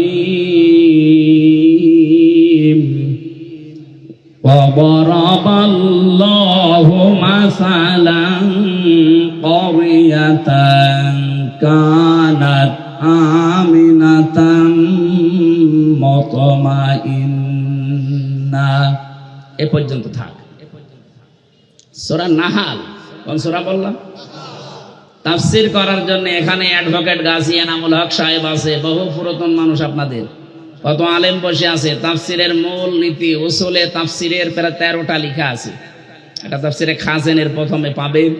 কোন আয়াত থেকে কথা বলতে হলে তার আগের আয়াত পরের আয়াতের সাথে সম্পর্ক কি, এইটা মাতৃভাষায় অর্থ, শুদ্ধ তেলাওয়াত, এরপরে ঐতিহাসিক প্রেক্ষাপট, শানে নজুল যেটা বলে ব্যাকগ্রাউন্ড, এরপরে এখানকার শিক্ষা কি, এরপরে শিক্ষা নিয়ে বাড়ি যাওয়া লাগবে। এগুলো আগে বলা লাগে। আমরা এগুলো আপনারা সবাই জানেন। আমরা একবারে চলে যাচ্ছি, যেহেতু শুদ্ধ তেলাওয়াত আমরা কমপ্লিট করেছি। আল্লাহ পাক এখানে একটা গ্রামের উদাহরণ দিয়েছে। এটা গ্রাম না, মনে করেন এই রহিতা, এই কদলাপাড়া, এই গ্রামের উদাহরণ আল্লাহ দিচ্ছেন। যদিও এই গ্রামের না, এটা মক্কা শরীফের। আমরা এই গ্রামটা একটু ধরে তারপরে তাফসীরের সাথে মিলাই। আমি যা বলছি এটা ফি জিলালিল কোরআন থেকে কোট করা। আল্লাহ রাব্বুল আলামিন বলেন, আমি একটা গ্রামের উদাহরণ দিলাম। এই গ্রামের উদাহরণ কেন দিয়েছি, কারণ এখানে যারা বসবাস করত, 1 নম্বরে তারা নিরাপদ, 2 নম্বরে নিশ্চিন্ত। এ পর্যন্ত বাংলা অর্থ ছিল। ঐতিহাসিক প্রেক্ষাপট, শানে নজুল কি মুফাসসির লিখেছেন তাফসিরে হাক্কানিতে, নবীজি যখন মেরাজে যাচ্ছিলেন দেখলেন কালো কালো কি যেন উপরে উঠতেছে। বিশ্ব নবী যখন প্রথম আসমান পাড়ি দিয়ে 6ষ্ঠ আসমান 7ম আসমানে উঠবেন, তখন দেখলেন কালো কালো কি যেন পিপিলিকার মতো নামতেছে। জিজ্ঞাসা করলেন, ইয়া আখি জিবরাইল, হে ভাই জিবরাইল, আমার সফর সঙ্গী আপনি, এই যে কালো কালো কি ওঠে, আরে পিপিলিকার মতো কি এগুলো নামে? ভালো করে শুনবেন, ফেরেশতা জিবরাইল ওই দিন বলেছিল, হে রাসূল, দুনিয়াতে যে যেই ধরনের গোনাগুলো করে এগুলো সব আকাশে উঠতেছে, আর এই গোনাগুলো আল্লাহ আযাব গজব করে ওই যে পিপিলিকার মতো নামাচ্ছে। পৃথিবীতে আমরা যে যেই ধরনের গোনা করব এটা কিন্তু আবার রিটার্ন আসবে। কথা বুঝতেছেন? তাহলে এমন আজকে এমন শিক্ষা নিয়ে যাব যেন অন্তত এগুলো আর না ওঠে, এটা বন্ধ হয়ে যায়। এটা যদি নিচ থেকে বন্ধ হয়ে যায়, উপর থেকে আসাও বন্ধ হয়ে যাবে। কথা বলেন না কেন? আল্লাহ ইচ্ছা করে কিচ্ছু নামাতে চান না। আমরা যা করি এটা ইনপুট দেওয়ার পর এটা আউটপুট আসে। কোরআনে কারিমে ব্যাপারে জানিয়েছেন সূরা রুমের 41 নম্বর আয়াতে, যাহারাল ফাসাদু ফিল বাররি ওয়াল বাহর বিমা কাসাবাত আইদিন নাস ইলা আখির আয়া। আল্লাহ পাক বলেন, জলে স্থলে যে বিপদ আপদ মুসিবত গজব গুলো দেখতে পাও, একটাও আমি দিতে চাই না, এগুলো সব তোমার 2 হাতের কামাই। কেন এগুলো দেয় জানো? লিউযিকাহুম বা'দাল্লাযী আমিলু, আমি মজা চাকাতে চাই, স্বাদ আস্বাদন করাতে চাই। তোমরা যে অপরাধ গুলো করো, আমল করো, কাজ করো, এই কাজের কিছু প্রতিদান আমি দুনিয়ায় পাঠাইলে আল্লাহুম ইয়ারজিউন, আশা করি তোমরা ফিরে আসবে। কিন্তু আমার আল্লাহর আফসোস, ফিরে তো আসো না, তোমাদের বৃদ্ধি আরো বাড়ে। কথা বলেন না কেন? সূরা শুরার 30 নম্বর আয়াতে আল্লাহ আরেকটু বিস্তারিত ভাবে আয়াতে দিয়েছেন, ওয়ামা সাবাকুম মিন মুসিবাতিন ফাবিমা কাসাবাত আইদিকুম ওয়া ইয়াফু আন কাসীর। যারা স্তরে যে বিপদ আপদ মুসিবত গুলো আসে, সব কিন্তু তোমাদের হাতের কামাই করা, অধিকাংশই তো আমি আল্লাহ মাফ করে দেই। তাছাড়া যত অপরাধ তোমরা দুনিয়ায় সংগঠিত করো, সবগুলো তো উপরে উঠতেছে। এগুলো যদি আমি আল্লাহ গজব আর আযাব নাযিল করি, শ্বাস ফেলার সময় পেতে না। সুতরাং আমাদের উচিত হবে আয়াত থেকে শিক্ষা নেওয়া। আমরা দেখি আল্লাহ আয়াত দিয়ে কি জানাতে চাচ্ছেন। প্রথমে উদাহরণ দিচ্ছেন আল্লাহ, ওয়া দারাবাল্লাহু মাসালান ক্বরিয়াতান। দরাবা মানে দৃষ্টান্ত দেওয়া, এই দৃষ্টান্ত উদাহরণ উপমা দিচ্ছে কে? এই দেখেন, ওয়া দারাবাল্লাহু মাসালান ক্বরিয়াতান কানাত আমিনাতাম মুতমাইন্না। আল্লাহ বলেন, আমি নিজে উদাহরণ দিলাম, উপমা দিলাম, দৃষ্টান্ত দিলাম একটা গ্রামের। কি সেই গ্রামে ছিল জানো? ওই গ্রামের মানুষগুলো এবং নিশ্চিন্ত ছিল। তাফসিরে ইবনে কাসিরের ভেতরে ব্যাখ্যায় লিখেছে, এই গ্রাম বলতে আল্লাহ মক্কা শরীফকে বুঝিয়েছেন। ওই জামানা পর্যন্ত মানুষ তামাম দুনিয়ায় এমন কাবার আশপাশ পর্যন্ত কেউ নিরাপদে ছিল না। চুরি ডাকাতি সন্ত্রাসী চিন্তায় মানুষের কোনো গ্যারান্টি ছিল না বেঁচে থাকার আশপাশে। কিন্তু কাবার আশপাশ গুলোতে যারা কাবার চত্বরের ভেতরে আসবে, আল্লাহ তাদের নিরাপদ এবং নিশ্চিন্ত করে দিয়েছিলেন। আল্লাহ বলেন, এতটুকু আমি শেষ করিনি।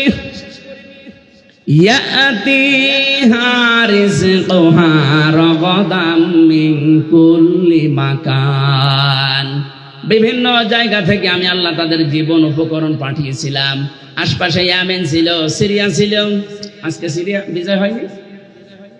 এই সমস্ত আশপাশ দেশ থেকে তাদের রিস্কের যে জীবন উপকরণ লাগে, রিজিক সব আমি পাঠাতাম। আশপাশের মানুষগুলো যে ইমানদার ছিল তা না, কিন্তু ওই মানুষগুলোর বিবেক ছিল, ওর বিবেকের উপরে আমি আল্লাহ এমন ভাবে আঘাত দিয়েছিলাম, বাধ্য হয়ে তারা এদের জন্য খাবার পাঠিয়ে দিত, জীবন উপকরণ যা লাগে জীবন চলতে সব তারা পাঠাতো। কিন্তু তাদের এইটা আমি সেট করে দিলাম, তাদের নিরাপত্তা তুলে নিয়েছি, তাদের নিশ্চিন্ত হওয়া এগুলো আমি আল্লাহ বন্ধ করে দিয়ে ফাযাকাল্লাহু লিবাসাল জুই ওয়াল খাউফ, আমি আল্লাহ পোশাক পরিয়ে দিলাম তাদের আচ্ছাদন করার জন্য। 1 নাম্বার ক্ষুধার পোশাক, 2 নাম্বার ভয়ের পোশাক, বিমা কানু ইয়াসমাউন, কারণ তারা যা করতো তার বিনিময়ে। এই যে এটা বাংলা অর্থ ছিল, এটার 1 নাম্বার কারণ আল্লাহ আয়াতের মাঝখানে 3টা শব্দ দিয়ে বুঝিয়েছেন কেন আমি এই নিরাপদ এবং নিশ্চিন্ত এটা বন্ধ করে দিয়ে এই ক্ষুধা এবং ভয়ের পোশাক পরিয়েছিলাম জানো। ফাকাফারাত বিআনউমিল্লাহ, তারা আমি আল্লাহর নিয়ামতের সাথে কুফরি করেছিল। কি করেছিল? এবার আমি বাংলাদেশের সাথে মিলাবো, আগে কাবা শরীফটা মিলিয়ে নেই। সূরা আলে ইমরান 4 নাম্বার পারার 1ম নাম্বার পৃষ্ঠা 7 নাম্বার লাইনের 93 নাম্বার আয়াতের মাঝে এটা আছে, দেখবেন ওয়ামান দাখালাহু কানা আমিনা। আল্লাহ পাক বলেন যে এখানে প্রবেশ করে তাকে নিরাপত্তা দিয়ে দেয়। এই জায়গাটার নাম বাক্কা। বাক্কা মানে মক্কা। বাক্কা মানে কি? প্রাচীন নাম। ইন্না আউওয়ালা বাইতি উযিআ লিন-নাস লাল্লাযী বিবাক্কাতা মুবারাকা ওয়া হুদাল লিল আলামিন, অবশ্যই পৃথিবীর প্রথম ঘর স্থাপিত হয়েছে যেটা সেটা বাক্কায়। এই বাক্কা মানে মক্কা। আল্লাহ পাক বলেন এখানে যারা প্রবেশ করে মানুষগুলো নিরাপত্তা পেয়ে যায়। এটা দেন কে? এই কথা বোঝেন, এটা দেন কে? আরো জোরে বলেন। বাংলাদেশ কি কাবা শরীফ? বলেন। কাবা শরীফ থেকে কত দূরে আমরা? 6010 কিলোমিটার দূরে আমরা। এখন এই 56,000 বর্গ মাইলের বাংলাদেশ যদি আমরা নিরাপদ এবং নিশ্চিন্ত করতে চাই, কাবা শরীফে আল্লাহ যেমন ভাবে তৈরি করেছেন, যেই নিরাপত্তা দিয়েছেন, ওইটা আমাদের এই দেশে তৈরি করা লাগবে। কাবার চত্বরের ভেতরে 1 নাম্বার আপনি কোন শিরিক পাবেন না। এক কথা বলছেন না কেন?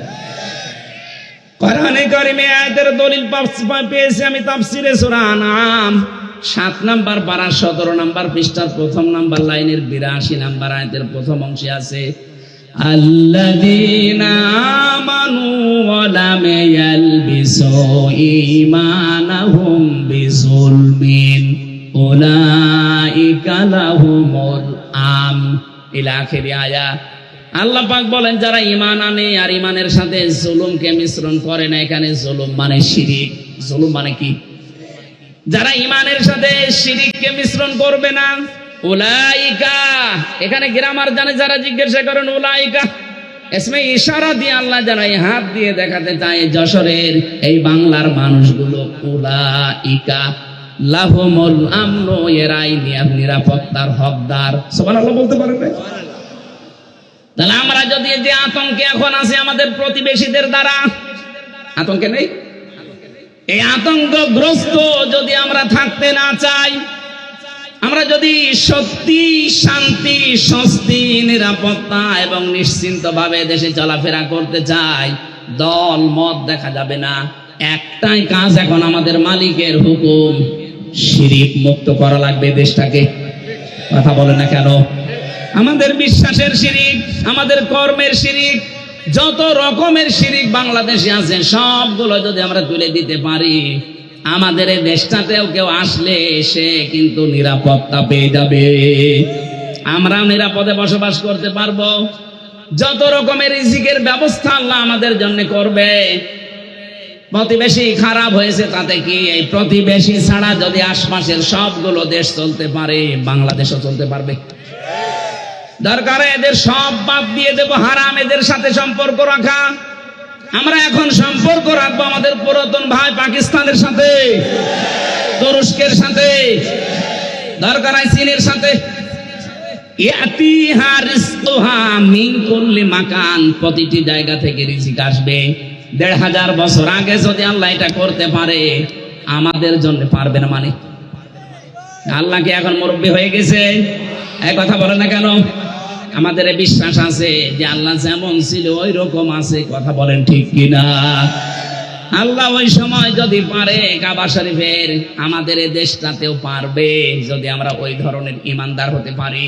ওয়ালা তাহিনু ওয়ালা তাহজানু ওয়া আনতুমুল আ'লাউনা ইন কুনতুম মুমিনিন। আল্লাহ পাক বলেন কোনো ভয় নাই, কোনো চিন্তা নেই, তোমরাই বিজয়ী হবে যদি মুমিন হতে পারো।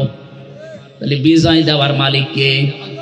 মুমিন হওয়ার মালিক অবশ্যই আল্লাহ। আল্লাহ মুমিন হবে? আল্লাহ তো মুমিন আছে।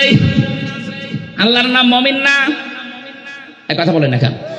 আল্লাহর যে 5000 নাম আছে আমরা 99টা বেশি জানি, তার ভেতরে মুমিন আছে না নেই? তাহলে মুমিন তো আল্লাহ আছে। আল্লাহর মুমিন হওয়া দরকার নেই, মুমিন হওয়া লাগবে কাদের? বিজয় দেবে কে? কোনো চিন্তা নেই, কোনো দুঃখ নেই। কারণ যারা আমরা এই কথা বলে ফেলেছি, ইন্না সলাতি ওয়া নুসুকি ওয়া মাহইয়ায়া ওয়া মামাতি লিল্লাহি রাব্বিল আলামিন। এই কথা যারা সত্যি আমরা মন দিয়ে, প্রাণ দিয়ে, মুখ দিয়ে বলে ফেলেছি, আমি নামাজ আল্লাহর জন্যে, আমার বেঁচে থাকা আল্লাহর জন্যে, আমার কোরবানি আল্লাহর জন্যে, আমার মরে যাওয়া আল্লাহর জন্যে, এই মানুষগুলোর তো বিন্দু মাত্র চিন্তা, টেনশন আসার কথা না। কথা বলেন ঠিক কিনা? এই মানুষের সংখ্যা আগস্টের 5 তারিখের আগ পর্যন্ত আমরা একটা জরিপ পেয়েছিলাম। এই যে এই বিশ্বাস যে আমার নামাজ, আমার কোরবানি, আমার বেঁচে থাকা, আমার মরে যাওয়া, মাত্র 100 জনের 15 জন এই বিশ্বাস করতো। কিন্তু এই 3 মাস 10 দিনের ব্যবধানে আমার আল্লাহ এমন একটা নিয়ামত আমাদের দিয়েছেন, এখন 100 জনের 58 জন মানুষ চাইছে যে এই আয়াতটা আমাদের দেশে কায়েম হোক। 15 জন থেকে 3 মাসে যদি 58 জন হয়ে যায়, কিছুদিন যেতে দেন, এদেশের 100 জনের 100 জন মানুষ চাইবে এই দুনিয়ায় আল্লাহর বিধান কায়েম হোক। ওইটাই সফলতা। যত ষড়যন্ত্র হচ্ছে, কোন কলকাঠিতে পা দেবেন না, কোন উস্কানিতে পা দেবেন না, কিচ্ছু হয়নি দেশের। ওরা সাইফুল ইসলাম আলিফকে হত্যা করার মাধ্যমে একটা ইস্যু তৈরি করে অস্থিতিশীল পরিবেশ বানাতে চেয়েছিল।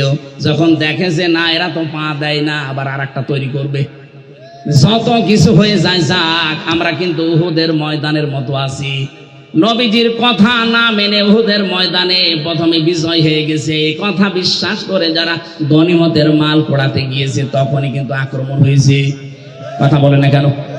এজন্য আমরা বিজয় পেয়েছি, কিন্তু নবীর হুকুম যেটা আছে এই বিজয়কে ধরে রাখতে হলে আল্লাহর বিধানটা চালু করা লাগবে। আরো জোরে বলেন, নাই তো এই ষড়যন্ত্র থামছে না, থামবে না। আর এখন যদি আমরা কেউ ঘাট, কেউ বাজার, কেউ নৌকা, কেউ লঞ্চ, কেউ ঘাট, কেউ ব্রিজ, এগুলো যদি এখন গনিমতের মাল মনে করে আরম্ভ করতে চায়, ওরা কিন্তু বসে নেই।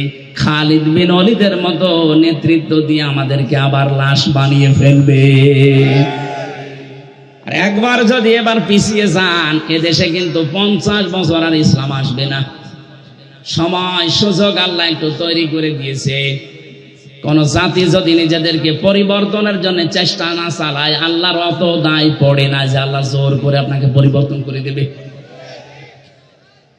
ইন্নাল্লাহা লা ইউগাইয়িরু মা বিকাউমিন হাত্তা ইউগাইয়িরু মা বিআনফুসিহিম। অবশ্যই আল্লাহ কোন জাতির ভাগ্য পরিবর্তন করেন না যতক্ষণ তারা নিজেদের ভাগ্য নিজেরা পরিবর্তন করার চেষ্টা না করে। বাংলার মুসলমানেরা, এটা কিন্তু রেকর্ড হচ্ছে, কালকে সারা দেশে যাবে। আমার সামনে শুধু এই 50,000 মানুষ না, এখন 18 কোটি মানুষ নিয়ে কথা বলছি। সাবধান, আমরা নিজেদেরকে পরিবর্তনের সময় আল্লাহ হাতে তুলে দিয়েছে। এইটাও যদি এবার আপনি মিস করেন, ভুল করেন, বিশ্বাস করেন 53 বছর না 153 বছর পেছিয়ে যাওয়া লাগবে। রিস্কে নিয়ে কোনো চিন্তা নেই। ওরা যদি ভয় দেখায় যে রিজিক বন্ধ করে দেব, আমাদের আমদানি রপ্তানি যাক, ওর পাশে মায়ানমার আছে, ওর পাশে মালদ্বীপ আছে, ভুটান আছে, পাকিস্তান আছে, চীন আছে, আফগানিস্তান আছে। একটার সাথে ওদের সম্পর্ক ভালো না। ওরা যদি ভারত ছাড়া চলতে পারে, বাংলাদেশ চলবে, কোনো অসুবিধা হবে না। কথা বলেন ঠিক কিনা? আমরা আপনার মতো মুশরিক না। আমাদের ভেতরে আর কিছু না থাক, ঈমান আছে। আরো জোরে আহ্বান জানাবো, যারা দায়িত্বে আছে খুব দ্রুত তাড়াতাড়ি ব্যবসা বাণিজ্য যা আছে সব কাট করে দেন। এগুলো সব পাকিস্তানের সাথে, তুরস্কের সাথে, চীনের সাথে আরম্ভ করেন, এমনিতেই ভয়ে ওরা মরে যাবে।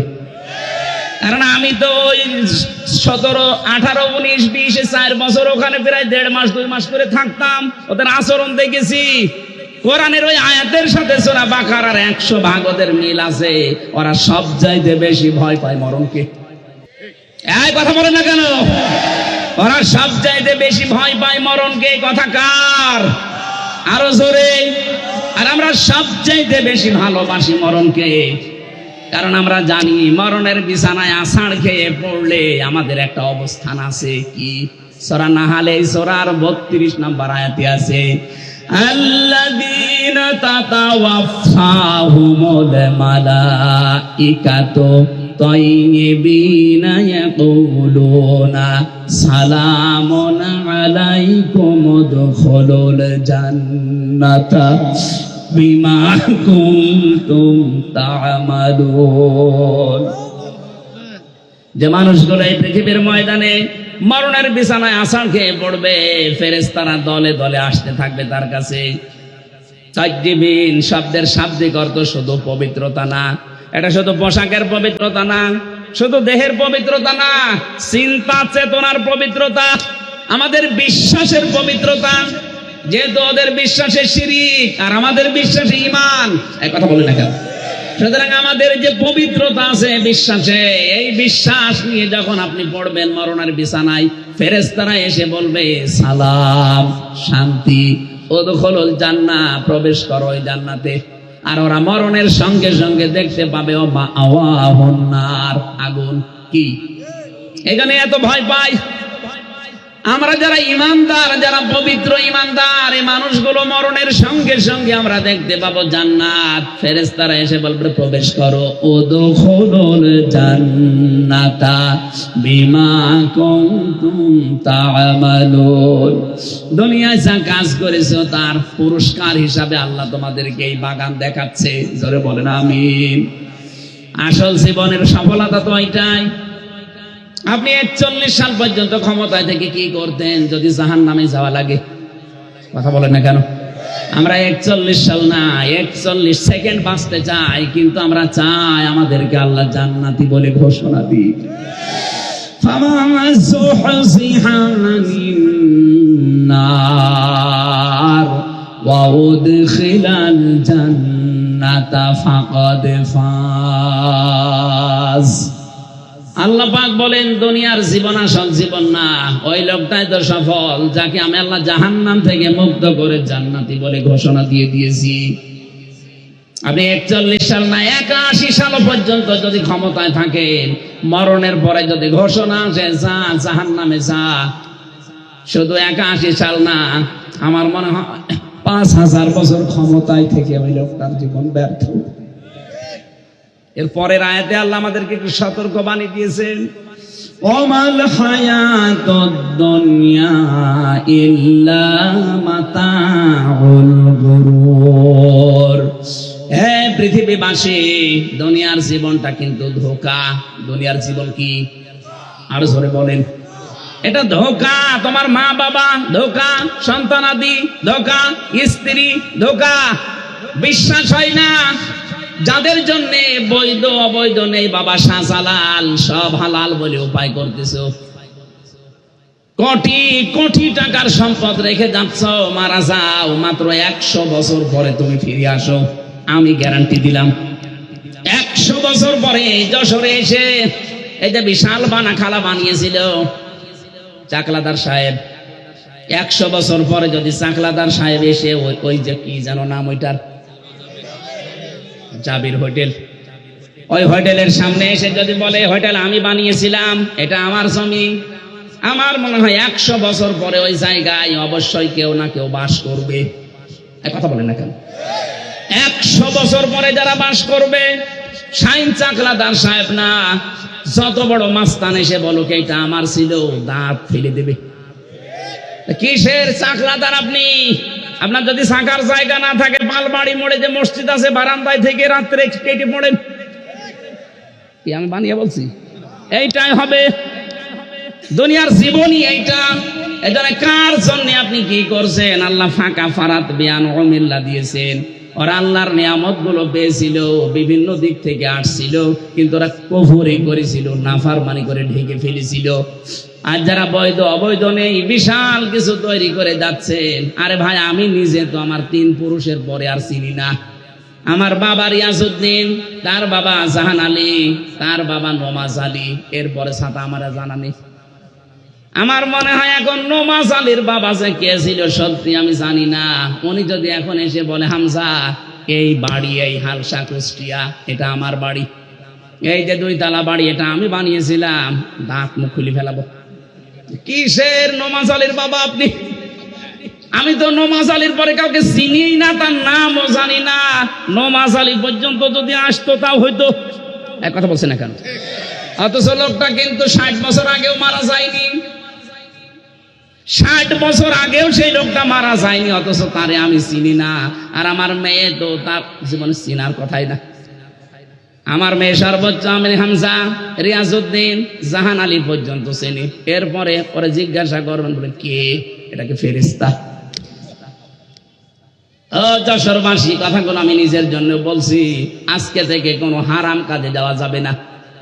যারা দায়িত্বে ছিলেন এই 15 বছর, আপনার জন্য সূরা ইব্রাহিম, আলাম তারা ইলাল্লাযীনা বাদদালু নি'মাতাল্লাহি কুফরা ওয়া আহাল্লু কওমাহুম দারাল বাওয়ার জাহান্নামা ইয়াসলাউনাহা ওয়া বিসাল করার। আল্লাহ বলেন নিয়ামত, হে নবী আপনি একটু দেখেন না কেন, ওরা নিয়ামত পাওয়ার পরে ঢেকে ফেলেছিল, কুফরি করে বদলিয়ে দিয়েছিল আমার নিয়ামতকে। এবং 2 নাম্বার, ওয়াহাল্লু কওমাহুম দারাল বাওয়ার, ওরা জাতিকে জাহান্নামের দিকে পরিচালিত করেছিল। এই 15.5 বছর মূর্তির মাধ্যমে আল্লাহর অবাধ্যতা বিভিন্ন জায়গায় চালু করে পুরা জাতিকে ওরা কিন্তু জাহান্নামের দিকে পরিচালিত করেছিল। কথা বলে না কেন? সব চাইতে এখানে যে আনউমিল্লাহ, আল্লাহর নিয়ামত, আমি তাফসিরে ইবনে কাসিরে পেয়েছি, সব চাইতে বড় নিয়ামতের কথা আল্লাহ দিয়েছেন রাসূলুল্লাহর নাম। তাদের কাছে সব চাইতে বড় নিয়ামত ছিল আমার রাসূল। কিন্তু এই মানুষগুলো আমার রাসূলকে পাওয়ার পর তার যে কর্মসূচিগুলো, এটা সূরা আলে ইমরানের 164 নাম্বার আয়াতের প্রথম অংশে পাবেন, লাকাদ মান্নাল্লাহু আলাল মুমিনিন ইলা আখিরি আয়া।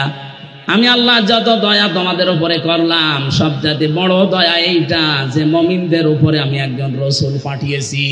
এই রাসূলকে তারা পাওয়ার পরে মানে তো না, আনুগত্য করে না, আরো দেশ থেকে তাড়িয়ে দিয়েছিল। প্রশ্ন আসতে পারে, সে তো 1000 বছর আগের কথা, এখন কি? হ্যাঁ, এখনো আছে। এখন রাসূল নেই, কিন্তু রাসূলের নায়েব আছে। এই কথা বলে না কেন? বিশ্ব নবীর স্থলাভিষিক্ত নায়েবে রাসূল, উত্তরাধিকারী আলেম যারা, তারা 15.5 বছর আপনি কি করেছেন আলেমদের সাথে বলেন তো? এটা একটা নিয়ামত ছিল, রাসূলের উত্তরাধিকারী, অথচ তাদের মাথায় দড়ি দিয়ে ডান্ডা বেড়ি পড়িয়ে আপনি কোটে তুলতেন। জেলখানার ভেতরেও যদি রাখতেন, এমন কঠিন অবস্থায় রেখেছিলেন। অন্যান্য সাধারণ মানুষের মতো না, আলেমদের প্রতি সবচাইতে বেশি রাগ আপনার। আল্লাহ পাক বলেন, এই যে নবীর ওয়ারিস যারা, নবীর উত্তরাধিকারী যারা, এদের সাথে যখন খারাপ আচরণ করে ফেলেছে, ফাদাকাল্লাহু লিবাসাল জু, আমি আল্লাহ তখন তাদেরকে ক্ষুধা দুর্ভিক্ষের পোশাক পরিয়ে দিয়েছি 7 চাকাতে। বারবার বলতো না শেষের দিকে আসি যে দুর্ভিক্ষ আসবে? এই কথা বলেন না কেন? পোশাক আল্লাহ নিজে পরিয়েছিলেন। রিস্কের মালিক যেহেতু তিনি, এজন্য 18 কোটি মানুষের এখনো খাবারের অভাব নেই। আল্লাহ যদি দায়িত্বটা ছেড়ে দিতেন, আমাদের দেশের জায়গা অনুযায়ী মানুষ আমরা যা মরে একেবারে গরু ছাগলের মতো পড়ে থাকতাম। আল্লাহ এখনো পর্যন্ত পোশাকটা পরাননি, তার কারণ আছে।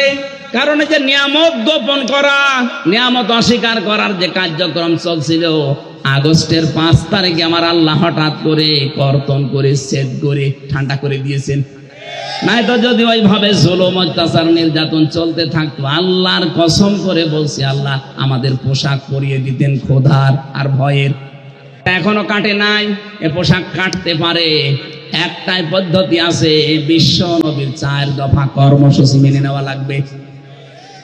কামা রাসালনা ফীকুম রাসূলাম মিনকুম ইয়াতলু আলাইকুম আয়াতিনা ওয়া ইউযাক্কিকুম ওয়া ইউআল্লিমুকুমুল কিতাবা ওয়াল হিকমা ওয়া ইউআল্লিমুকুম মা লাম তাকুনু তা'লামুন। বলেন আল্লাহু আকবার। 4টা কর্মসূচি এখন থেকে আমাদের হাতে নেওয়া লাগবে। 1 নম্বরে কোরআন তেলাওয়াত করে করে মানুষদেরকে বোঝাতে হবে, কারণ নবী নেই, এই দায়িত্ব এখন উম্মতি মুহাম্মদীর। কথা বলেন না কেন? যেই দলে এই কর্মসূচি আছে যে কোরআন তেলাওয়াত করে মানুষকে বোঝায়, কোরআনে কারীম শিক্ষা দেয়, কোরআন দিয়ে পবিত্র করার জন্য ব্যক্তি, পরিবার, সমাজ, রাষ্ট্রকে চেষ্টা চালায়, কোরআনে কারীমের শিক্ষা ব্যবস্থাকে শিক্ষায় নিয়ে যাওয়ার জন্য যারা চেষ্টা করে, হিকমতের সহিত যারা কাজ করে, হিকমত মানে সুন্নাত, সুন্নাত অনুযায়ী এই কাজগুলো যারা আঞ্জাম দেয়, অবশ্যই আপনাকে এই কর্মসূচিগুলো দুনিয়ায় বাস্তবায়ন করা লাগবে রাসূলের পদ্ধতিতে। যে করছে আপনি সেখানে যাবেন। আপনাকে আমি বিএনপি, আপনাকে আমি জামাত ইসলামী, আপনাকে আমি চরমনাই করতে বলছি না। এই 4টা কর্মসূচি যাদের কাছে পাবেন, তাদের সাথে জোটবদ্ধ হয়ে, তাদের পেছনে থেকে সংঘবদ্ধ হয়ে আল্লাহর নবীর 4 দফা কর্মসূচি জমিনে বাস্তবায়নের জন্য চেষ্টা করবেন। এইভাবে চেষ্টা করতে করতে যখন শেষ পর্যায়ে যাবেন, জীবনের শেষ দিন, আছাড় খেয়ে যখন মরণের বিছানায় পড়বেন, আল্লাহ পাক ফেরেশতা পাঠিয়ে আপনাকে যে জান্নাত দেবে ওটা দেখিয়ে দেবে। বলেন আমিন। মা বোন যারা এসেছেন, আপনাদের জন্য ছোট্ট ওয়াজ আমারে, আপনার আদর্শ কিন্তু এই বলিউডের নায়িকারা না, বাংলাদেশের নায়িকারা না, আপনার আদর্শ হওয়া লাগবে হযরতে ফাতিমাতুজ জোহরা। কথা বলেন না কেন? হযরতে খাদিজাতুল কুবরা। এই পৃথিবীতে একজন মহিলাকে জীবিত অবস্থায় আল্লাহ সালাম দিয়েছিলেন স্বামীর খেদমত করার কারণে, তার নাম খাদিজাতুল কুবরা। আজ অধিকাংশ মেয়েরা স্বামীর সম্মান, স্বামীর মর্যাদা বোঝে না। আপনি কি জানেন স্বামী কি? খালি বিছানায় থাকলে স্বামী না, এই যে মর্যাদা কত বেশি আল্লাহ দিয়েছে আপনার তুলনায়। নবীজি বলেন, মেয়েরা যদি আল্লাহ বাদে সেজদা দেওয়া জায়েজ থাকতো, মেয়েদের বলতাম স্বামীর পায়ে সেজদা করো। অথচ সেই স্বামীর হুকুম আপনি মানেন না, খোঁটা দেন, স্বামীর নাফরমানি করেন, কুফরি করেন। এমনকি অনেক মহিলা আছে স্বামীকে ধরে মারে। এক কথা বলছেন না? বর হাতে মায়ের খাওয়া মানুষ দেশে আছে না নেই? সত্যি করে বলবেন, কোরআনের মাহফিলে কারা খেয়েছেন? হাত তোলেন তো। আপনি খাবেন, আপনি তো তার কাটা। বিয়ে তো করে তার সব কেটে দিয়েছে। আগে তো 500 টাকা কাটা ছিল, এখন সবই কেটে দিয়েছে। না, সম্মানিত মা বোনেরা, আমি হাসির খোরাকি দেয়নি। হাজারো মোবাইল আসে, হুজুর একটু একটু বলতে পারেন না, আমারে ধরে ধরে মারে। আপনি মানুষ। আশা করছে খুব সতর্ক থাকবেন এ ব্যাপারে। স্বামীর সম্মান অনেক বেশি, অনেক বেশি, মানে আল্লাহর আরশ পর্যন্ত। এই পৃথিবীতে একজন মানুষকে আল্লাহ রাসূলের পরে স্থান দিয়েছে, অথচ হাজারো মহিলা এই স্বামীকে কষ্ট দেওয়ার কারণে জাহান্নামে যাবে। নবী নিজে দেখেছেন। কারণ স্বামীর কুফরি করা, স্বামীর নাফরমানি করা, তাদের মনে কষ্ট দেওয়া। আল্লাহ যেন আপনাদের এলাকায় যে মেয়েগুলো আছে তাদেরকে বাঁচিয়ে দেন। বলেন আমিন। নবীজি তিরমিজি শরীফে জানিয়েছেন, ইদা নাসারা ইলাইহা সাররাতুহু, স্বামী যখন বাইরে থেকে আসবে, স্বামীকে আপনি আনন্দ দেবেন, অভ্যর্থনা জানাবেন, শুভেচ্ছা, স্বাগতম, এগুলো জানিয়ে তাকে খুশি করবেন। 2 নম্বরে, ওয়াইদা গাবা আনহা হাফিজাতুহু, স্বামী যখন বাইরে যাবে, মাস্ট বি স্বামীর ইজ্জত, আবরু, স্বামীর সন্তান আর সম্পদ হেফাজত করে রাখবেন। ওয়া তুইনু আলা দীনি যাওজাতিহা, স্বামী যদি দিনের কাজ করে, মানবতার কাজ করে, মানুষের উপকারের কাজ করে, দিন কায়েমের কাজ করে, তাকে ছাড় দেবেন, সুযোগ দেবেন, তাকে উৎসাহ দেবেন, ছেড়ে দেবেন। আপনি সাহায্য করা দূরের কথা, আরো বাধা দেন। আপনি নামাজ পড়ে রোজা রেখে জীবন ও জান্নাত যেতে পারবেন না। 4 নম্বরে, স্বামী যেটা জায়েজ হুকুম করে যদি সত্যি জায়েজ হয়, জীবন থাকা কালে আপনাকে মানা লাগবে। আল্লাহ 4টা গুণ মেয়েদেরকে জান্নাত ডাকবে বলে দিয়েছেন। যত মহিলা বসে আছে বিভিন্ন জায়গায়, এই 4টা গুণ অর্জন করে ফাতিমাতুজ জহরা খাদিজাতুল কুবরার সাথে জান্নাতে যাওয়ার তৌফিক দান, বলেন আমিন। আগামীতে আসলে আবার কথা বলবো বলে শেষ করছি। আমিন। বারাকাল্লাহু লানা ওয়া লাকুম ফিল কোরআনিল আযীম। একজন মুসলমান হওয়ার জন্য এসেছে। আজকে এই মাহফিলটা সাকসেস। আল্লাহর এক বান্দা এসেছে মুসলমান হওয়ার জন্য, হিন্দু থেকে মুসলমান হবে। বসেন বসেন বসেন। কালেমাটা পড়ানোর পরে আমরা সভাপতি সাহেব আছে, ওনার বক্তব্য শুনি মোনাজাত করে বাড়ি যাবো। বসেন বসেন, তাড়াতাড়ি তাড়াতাড়ি। ইনি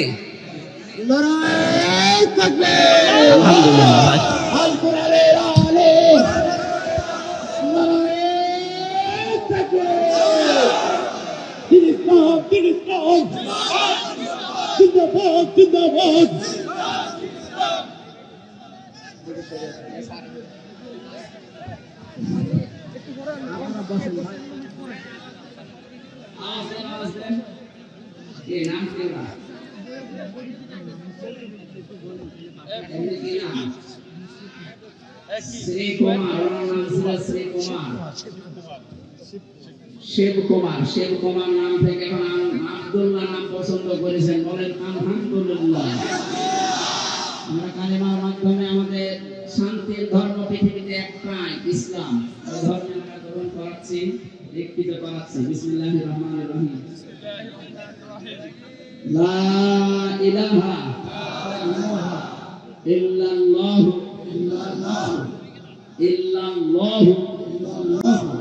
মুহাম্মাদুর রাসূলুল্লাহ। আশহাদু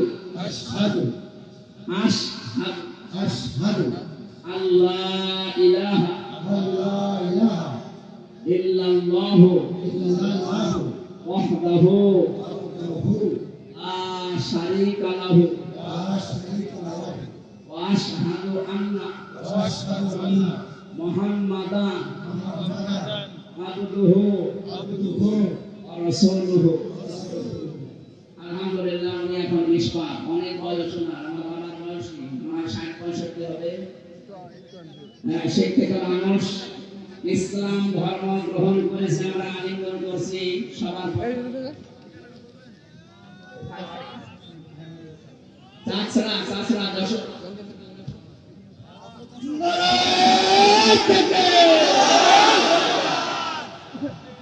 বলে দিন যে এদিকে আছে বাম দিকে, মানে আপনার বরাবর বামে। আমাদের সভাপতি সাহেব এখন সালাম দেবে আপনাদের, এরপরে আমরা দোয়া করব। একটু তাড়াতাড়ি করুন ভাই। ঠিক আছে,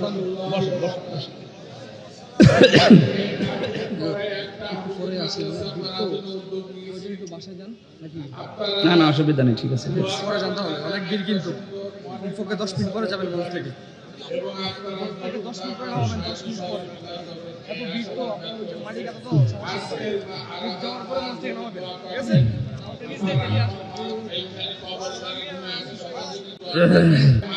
বিদেশ থেকে যারা দান করেছে, টাকা পয়সা দিয়ে, অর্থ দিয়ে, যা কিছু তাদের পরামর্শ দিয়ে এলাকার লোকদের অনেক সহযোগিতা করেছে, তার জন্য সবাইকে ধন্যবাদ জানিয়ে আমার লিখিত যে জেলখানার বই ছিল এই বামে গাড়িতে আছে, বামে এই গাড়িতে নিয়ে যাবেন যাওয়ার সময়।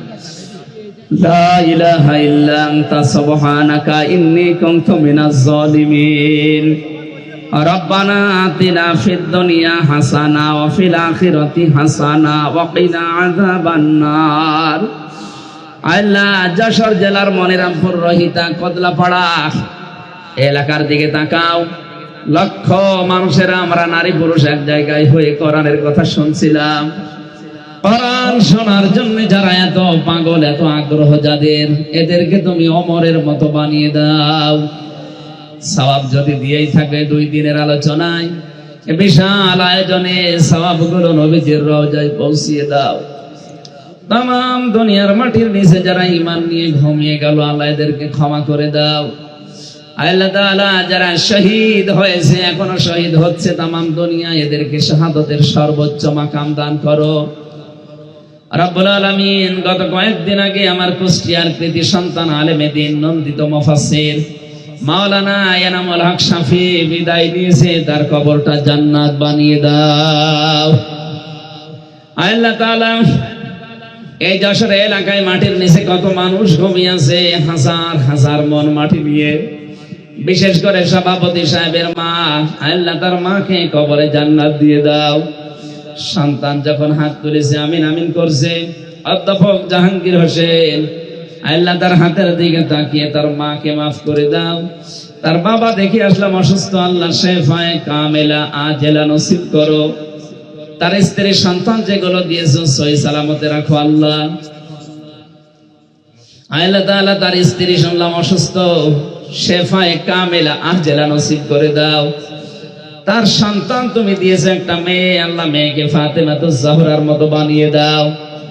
এ মাহফিলে যারা আলোচনা রাখলেন মাওলানা হুসাইন মাহফুজ, অ্যাডভোকেট গাজী এনামুল হক, আমাদের মাথার তাজ, আমাদের মুরব্বী, আমাদের অভিভাবক অ্যাডভোকেট তাজউদ্দিন সহ যত আলেম ওলামা এখানে এসেছে, সম্মানিত পরিচালক ভাই সহ আল্লাহ প্রত্যেকের মনের কামনা বাসনা পূরণ করে দাও।